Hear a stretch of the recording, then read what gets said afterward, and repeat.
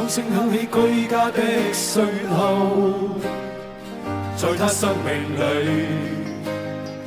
彷彿大應唏噓。黑色肌膚給他的意義，是一生奉獻。膚色鬥爭中，年月把擁有變做失去，疲倦的雙眼帶着期望。今天只有殘留的軀殼，迎接光輝歲月，風雨中抱緊自由。一生經過彷徨的掙扎，自信可改變未來，問誰又能做到？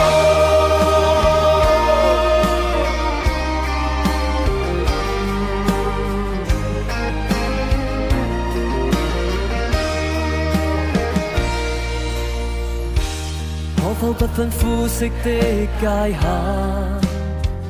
願這土地裏不分你我高低，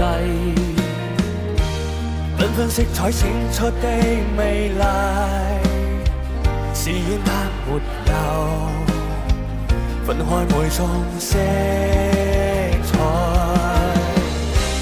年月把擁有變做失去，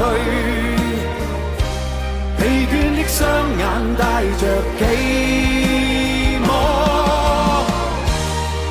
只有殘留的軀殼，迎接光輝歲月，風雨中抱緊自由。一生經過彷徨的掙扎，自信可改變未來，問誰又能做到？